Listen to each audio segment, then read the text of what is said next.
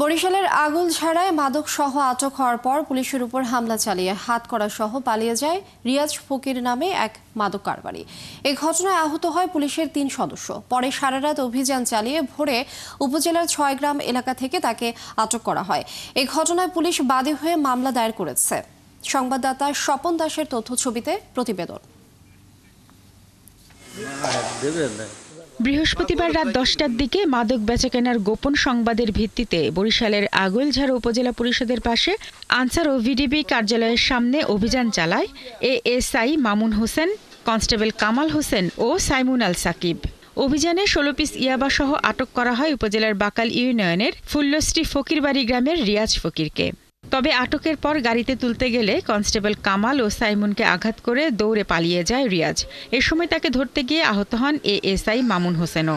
পরে সারারাত অভিযান চালিয়ে হাতকড়া সহ শুক্রবার ভোরে উপজেলার ৬ গ্রাম এলাকা থেকে রিয়াজকে গ্রেপ্তার করে পুলিশ।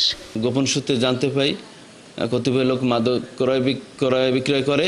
তখন আমি অফিসার ইনচার্জ স্যারকে অবহিত করি এবং তার নির্দেশে আমরা ঘটনাস্থলে যাই। আমি আসামিকে ধৃত করি। আসামি ধরার পর হ্যান্ডকাপ পরাইছে। হ্যান্ডকাপ পরার পর পুলিশের আড়িয়ে পাশে এরকম লাথি দিয়ে এনতে ভাগছে।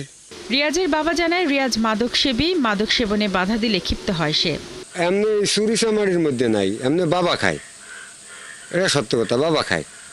আমি এই বাবার জন্য প্রতিবাদ করি, সেজন্য আমি বাড়ি টেকতারি না। ঘটনার পর আহত পুলিশ সদস্যদের আগলঝাড়া উপজেলা স্বাস্থ্য কমপ্লেক্সে ভর্তি করা হয়। মামুন হোসেন যিনি, উনি আঘাতের চিহ্ন আছেন, ওখানে হচ্ছে গিয়ে অ্যাব্রাশন যেটা আমরা বলি, একটু থেতলে যাওয়ার মতো, এবং ওখান থেকে রক্তক্ষরণ হচ্ছিল। আমরা প্রাথমিক চিকিৎসা ওনাকে দিয়েছি। এবং কামাল হোসেন যিনি, ওনার হচ্ছেন অন্ডকোষে আঘাত ছিল। প্রাথমিকভাবে আমরা তেমন কিছু পাইনি, তবে আমরা পরীক্ষা নিরীক্ষার মাধ্যমে আগামীকালকে বলতে পারবো আসলে কতটুকু সমস্যা হয়েছে। এই ঘটনায় আগলঝাড়া থানায় পুলিশের পক্ষ থেকে একটি মামলা করা হয়েছে।